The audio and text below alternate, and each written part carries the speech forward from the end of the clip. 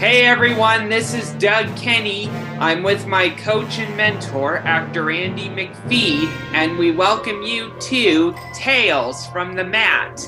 Today we have the Manson Brothers with us from the Midnight Zombie Massacre. Hey guys, how you doing? Good, Doug. How are you? Fantastic, Doug. Doug and Andy, thanks for having us on, man. This is awesome. Yeah, thanks for taking the time, guys. Our Anytime. pleasure, really. And I got to say, I love the movie. It was hilarious. man. Like, really, Thank you so much. Thank you Yeah, very, yeah. very much. yeah, it was really, really cool. Like, just for those who don't know, I was a pro wrestler back in the day, 30 years ago, and that's how my acting career started. And Doug and myself met up with a lot of mentoring and coaching, and we've come to this point today with Doug, who's a young man who deals with high-functioning autism. And he's also a young man who's taking care of his health from dropping from 320 pounds down to 200. And I think we're going to have to get him in the ring, guys. Hey. Let's go. Baby. Yeah. I'll pump around for you. So, Doug, you head off, mate, with a few questions, because otherwise, if I start, I'll never stop. All right. So, guys, tell us about the film you were in that's very successful so far. Well, that's right now we're getting a lot of great feedback. The majority of our feedback has been overwhelmingly positive. We don't know what the numbers are yet because it just came out several weeks ago. But we're getting awesome feedback. It's just a little movie that's fun, and we didn't make it to be profound or socially relevant in any way. We just wanted to make something fun and combined our collective experience of professional wrestling, and we merged it with a horror genre, and it happened to be the zombie genre for this one, and it worked out really great. It's just about a couple of over-the-hill professional wrestlers that Chris and I actually are a couple of over-the-hill professional wrestlers, so that was easy. And they're trapped in an arena with a zombie virus, and their job is to try and prevent it from getting out of the arena and causing an all-out pandemic. Ooh, the big buzzword of the last couple of years, pandemic. Yeah, right.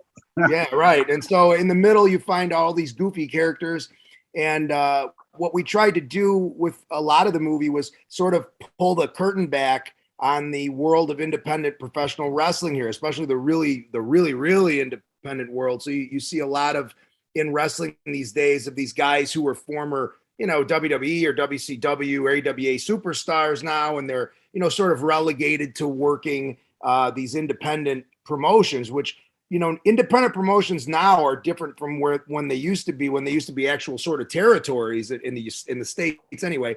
And now it's just sort of guys that are running these spot shows back and forth. And that's pretty much what it is. But it's two guys that are trying to squeeze the last remaining bit of value out of their former star status, which Chris and I never had that anyway, but so it was fun for us to be that. But and the brothers are idiots. One of them is a bust out gambler and a drunk, and the other one can't spell his own name right. So it's it's funny. I irritate the shit out of him, and he's constantly aggravated, and it makes for good scenes. And all the rest of the characters are very colorful, and they're actually based on a lot of real guys that we know.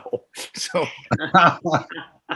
that's awesome. That's really funny. So, Chris, what's your take on that too, mate?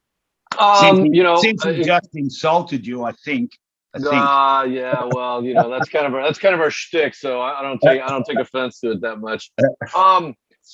Totally agree with everything Mike said. I think, one of the things for me, and I think that we're really proud of, is that guys like yourselves, especially somebody who's been in the ring before, appreciates it and likes the film. Yeah, absolutely. One of the things that we wanted to, like Mike said, kind of stay true and to the sport, particularly to independent wrestling. That was kind of the big thing because we saw the guys that we're portraying come through all the time, and both good and bad. Some of the guys were great, some of the guys weren't so great. So I think we really wanted to dig in, not incredibly deep, but into the characters so that you knew this life that they were experiencing at the time, before all hell breaks loose and they're forced into a situation that, these are really kind of the reluctant, we used to call it street level superhero, right? And that's what we wanted to make it look like was not just two guys who have to deal with this thing, and not like a Marvel character who has to deal with it, but somebody that was right in between, that didn't really have any superpower necessarily, but also dressed like a complete cartoon character. To kind of give it that thing from an action perspective. So, but I think I can speak for Mike when I say we're super proud with the finished product, and just really happy that the people that really dig the genre that we're in have been very receptive to it. Yeah, very kind. Look, I think it's amazing. Seriously, I brought a Big J. What was Jay's character in the Captain Marvelous? Yes, Captain Marvelous. It's hilarious, man. Like we live in the same apartment building, and Jay is, as you guys know, he's a heart walking on legs. Like he's such a wonderful, beautiful man. Like, and his portrayal in that is hilarious. Like it's so funny. Well, I would say this about Jay. I feel really lucky because Jay, as somebody that I didn't know going into the film, I would agree exactly with what you said. He was the guy that I kind of ran with when Mike wasn't around. I hung out a lot of the time with Jay and got to be, pretty close with him. And I feel blessed that was the case, because not only is he a phenomenal actor, he's a phenomenal guy. And, one of my favorite stories about Jay is that when we were going through the casting process, Max would send Mike and I videos of people when they were doing their taped auditions. Right. And I can remember breaking down a long story very short. When Mike and I saw Jay, it was like, that's the guy. Like there was no doubt about it. Like the minute we saw his audition, he was it. His performance, it's so nuanced, and you only get that with a really high level actor, as you know, Andy. And a lot of people that are in the movies don't know who Jay is, but you should, because he's an absolutely phenomenal actor. He makes it look so easy, and it's not. Especially that character he plays is a very complicated character, and he plays him just to the hilt. And originally we had cast somebody else. When Chris and I were casting this in Chicago a couple of years before, we had another guy cast, a comedian named Chad Ario, who was awesome. And when we moved the production in New Mexico, Max didn't want to use any of our people. And Chris and I thought, we're never going to find a perfect guy like this, but we were wrong, because and even Chad had watched the film and said, oh my God, that guy was great. He was amazing. And he really was. And that character's based on a real guy, by the way. That story about the lottery ticket and all that we told, that's a real story that happened. Yeah. That's why we called him Captain Miserable. The guy was never happy. Yeah, he's the kind of guy you give a gold bar to, and he's mad because he hurt his back putting it into his car. I'll say this too about Jay. Like, of all the reviews that I've seen written, and look, everybody in the movie is absolutely phenomenal. So I'm not trying to pick one guy out, but he's the one guy who's been singled out by reviewers the most as like, oh my God, this guy's performance is just like, it stands out. He did such a great job with it. I mean, well, you know what, with Jay, I'll send you guys a link, and Doug will put it on here, a little snippet of I met this editor from Deadpool randomly here in LA, and we're talking, and asked me what I did, and I said, actor, and then he goes, okay. He said, yeah, I think I've seen you in a few things, and I said, thanks, man. He goes, well, I've just got this script from New York.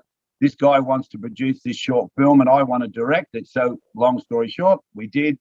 And he said, I'm looking for 2 or 3 other actors. So I said, give me a description. I went, he lives next door to me. I got the perfect guy, right? So I got Jay, and I got another guy I met in Uber years ago, Joseph. He's a young actor who I've become really good friends with, and he's just got a series up, a little TV series that he wrote. So we got him in it. And when you see Jay in this movie to what he did in yours, that's why he's such a great actor, because they're two polar opposite characters. He can play anything, man. I think Jay can play anything. Musicals.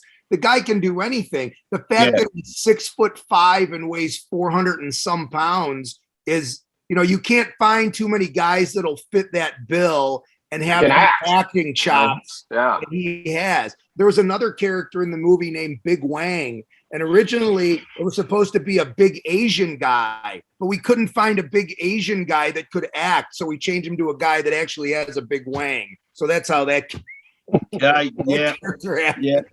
Yeah, he was perfect, man. Like I tell you that. And there's a guy I met who actually dressed in the same color costume, and he wasn't as big as Jay, but wasn't far off. Exactly the same character that we used to wrestle with in Melbourne. Exactly the same. Same I love it. And I'll tell you, that was one of those things where, you know, when you, as a writer, Chris and I were like, we knew we weren't going to get what was in our head, respectively, exactly on screen. But when we saw Jay in that costume, all we told him he's got like an Evel Knievel type jumpsuit, you know, with sort of an Elvis swagger. And when he walked out, we were like, holy shit. My eyes were like this big. It was so perfect. It was so perfect. That's funny. That's hilarious. Except he couldn't go to the bathroom in it. That was the only problem. Yeah, I know, right? Yeah, that was. I was just going to bring that up. That was just. That's not the casting. And that was practical. That was a true practical effect. Yeah. Doug, another question, mate. Yeah, just a comment before I get to my question. You know, I admire that you guys put a sense of realism into the movie, because when you write a script, you can't help but look at what's gone on to you and around you when you come up with a story. So right. I've done that before. But yeah, anyway, what was the best part about, or funniest part about making the movie? Chris? Wow. The funniest I'll give part. you mine. This is going to sound crazy, but we've got, and it's a really long story, so I'll try to tell it very briefly. There's a gentleman named Jay DeMarcus who's in the film. If you remember, he plays Chip Abernathy, who's the real asshole talking to the doorman. Yep. Well, Jay, who many people don't know, or which is crazy, is in one of the biggest country music bands in the world. It's a band called Rascal Flatts. You know, they're just nominated for every award. They've been around for 10, 20 years. Wow. So, I mean, in the country music world, he's a legitimate superstar, like super duper star. So, sorry, Dave Meadows, for telling the story, but Dave Meadows, who plays Carson Murdoch, we happened to be around Video Village, and nobody else was around but Jay DeMarcus is sitting in his chair. He's kind of bloody. He's got blood on him from the scene before. And Dave's asking him questions like, hey, man, where are you from? They don't know each other. They don't know each other. No, they haven't met. Dave introduces himself. And I happen to be just a fly on the wall, right? And Dave says, where are you from? And he's like, oh, I'm from Nashville. Oh, man, is there a lot of work in Nashville? You know, you getting a lot of acting work? He's like, you know, no, not a ton, but I got another job, you know. So Jay's like totally downplaying this thing. And he says, yeah. And Jay's like, oh, you know, so what else do you do? And he's like, I'm in a band, you know. And Dave says, oh, what kind of music you play? Country, yeah. Oh, so what do you do, like local clubs and stuff like that around Nashville? And he's like, no, I mean, you know, we play bigger places from time to time. But like bigger, what do you mean? He's like, arenas. Well, we tour the country and we do some arenas and we do some, you know, stadiums and things like that. And Dave's like, so what's the name of your band? And Jay says, Rascal Flatts. And Dave gets this look on his face and he's like, there's just this pause. And he says, like, the Rascal Flatts? And he's like, yeah, Rascal Flatts. And, oh, that's one of my favorite bands. You know, and it's like, really? There's a guy sitting there and you don't recognize him. That's hilarious. I thought that was the funniest part for me. Yeah. Just the whole production. So, Sort but of nobody else was there to see it. So it was just me. I was the only guy who can tell the story. It's sort of like talking to Robert De Niro and saying, so how's your acting going, mate? Right, yeah. So you getting any work? How's everything going, man? You getting work? Yeah. Robert De Niro would be like, are you talking to me? Yeah. Yeah, totally. I think my funniest part was we had Randy Couture, who was awesome, and Bas Rutten, both legitimate badasses in the mixed martial arts world. And Randy had worked with Steven Seagal at one point when he was breaking in as a stuntman, and he told us the story about how Steven Seagal told him, "Oh yeah, you know, one time I'll teach you how to punch one time." And like Randy was already like the UFC champion and all that other stuff. Like, you're gonna teach Randy Couture how to throw a punch, you pompous ass, right? So Chris and I bought this life-size stand-up of Steven Seagal, and we put it in his trailer. So when Randy came in the morning, he saw the thing and he backed up. And it was a running joke on the set. Every once in a while, Steven Seagal would show up, standing in the scenery or whatever, and people would punch him in the face and put him in headlocks. And we had another one, was an inside joke when we were casting. Max Martini, who directed the movies from 13 Hours and 50 Shades of Grey and Pacific Rim and on and on and on. Been in a million things. Wow. So Max and I are talking, and I told Chris, I'm gonna mess with him a little bit because Max is kind of gullible and I can tell a good story. So I said, Max, because we were having trouble casting the Carson Murdoch part. This is before David Meadows got casted. And so I said, I got a guy, he's a good friend of mine. We go way back. I'm going to ask him to do it. He's kind of a bigger name actor, but I don't know his name, if his name will do anything for us. But he said, hey man, I'll help you out if you want. So Max goes, well, who is it? And I go, Hugh Jackman. And there's a long pause. And he goes, Hugh Jackman? You know Hugh Jackman? And I was trying to carry the joke on, but his response was so funny that I fucking cracked up. I go, I don't fucking know Hugh Jackman. I haven't any idea who Jackman was. So we bought a big giant Hugh Jackman stand-up, and we would put it near Video Village once in a while. So every once in a while, Hugh Jackman would show up, or Steven Seagal would show up, or so there were a lot of cardboard stand-ups on this. There was a lot of running. There was a lot of practical jokes on the set, which was great. A lot of gags. Fun. That's hilarious, mate. I got a friend of mine. I better not mention his name, but he's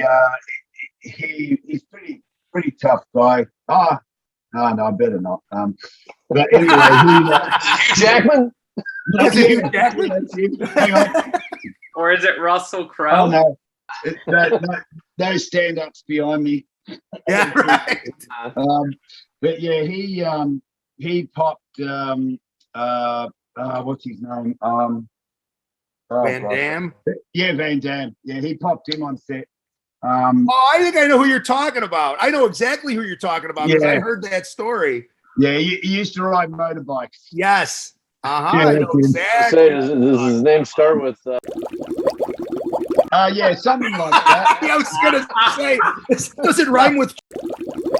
Yeah, it sounds like that. That sounds just like that. Rhymes with. Yeah, that's right. Yeah, he just worked with our friend with Mindy on a movie. Yeah, he worked with Randy on something just recently. Yeah. Right. Yeah. Mm-hmm. I did. Oh yeah.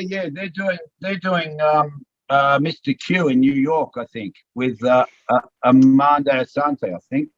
Well, Randy just did a film with him out in the desert in Nevada, like Dark Angels or something like that. Chuck played a biker, believe it or not, in the movie. Right. So. Well, so Mindy, who plays Shirlene in our movie at the beginning, the hillbilly wife, she wrote it.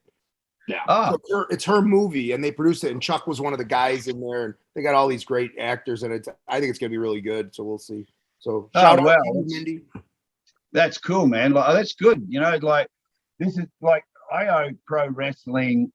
Like coming from a judo career and many years now, I took up pro wrestling when I was couldn't do the judo anymore, and it was the pro wrestling that got me into acting. So that's why I love it. Because me getting into acting years later, here's my son maybe possibly getting nominated for a best supporting actor in the film. That's awesome. Amazing. My daughter's acting. So pro wrestling really opened a whole bunch of doors, and I never wanted to be an actor. So I started at 38. So acting, pro wrestling. So did I. It's exactly the same. Really? I was like 34. I mean, we talk a lot about the symbiotics of the two things, and one of the things that I think often doesn't get brought up is the timing aspect. And you got to have it in wrestling for sure. And I think that transitions over into acting, where I think it's equally as important, if not more important. Yeah. I mean, Andy, how many times have you been asked, okay, we need you to walk from here to here, hit this mark right on it, say your line, then do this, and we need it done in one take. Yeah. So as a wrestler, you're used to being able to hitting the marks. I mean, if you're good at anything, you're good at hitting the marks. And that's one of the reasons that I was able to get work right away here in Chicago, because I could do all the physical stuff they would ask. Oh, can you do this and do that? Still say the lines. And by the way, we only got 2 shots at it. And I was like, well, okay, I can do that. And that's all because of wrestling. You and I have a similar background. So I come from a martial arts background also. Yeah. And that's how I got into wrestling. So it's sort of the same sort of thing. You know what? It's with Armando Asante. I met him, it must have been 25 years ago. He came to Australia to do a remake of On the Beach, the Gregory Peck movie. Yeah. And Armando was playing that role.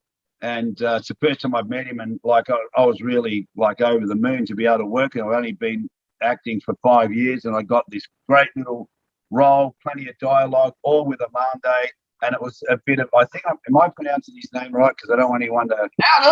Armando Asante, yeah. You got it. Yeah. So we had a bit of a fights thing to do, and the stunt guy came up and whispered. He said, he's a method actor. You want to be careful. I said, it's okay, because this stunt coordinator was an ex-pro wrestler. I said, it's all right, mate. I said, we'll work it out. Let me tell you, it was like the elbows were coming up, and they were that close. If I hadn't done the wrestling, I'm sure I would have copped a broken nose. Oh, absolutely. You know, and my offside of the guy who was playing my sort of, he had I don't think he had any dialogue, but what happened is Armando sort of elbowed me, and then he backhanded him, but he was actually backhanding the guy, like backhanded him. By the end of the scene, this guy's face was just red down here, like, because he kept copping this backhand, right? Because he didn't know how to. And Amando's just like bang, just they'll stick it to you, man. He was full on. But when we finished that scene, because he hit me, knocked me down, and they said, "Oh, Andy, we need to get blood on you." I said, "It's all right, just give it to me in my hand." I said, I'll hide it. I said, when he hits me, I'll hit the deck, I'll pour it all over myself and come up. I went, oh, perfect. You know, all from wrestling, right? Because you know how to do that. And Armando took me down the back, and I'll never forget this. He just said, "Hey, brother, got to tell you something." He goes, "What you're doing is really good." He said, "One day you should get yourself to LA." And I said, "Oh, well, man, thanks." And that was really big for me, someone like that saying that. Absolutely. But it wasn't me who got us to LA, it was my son, but we still got here, you know?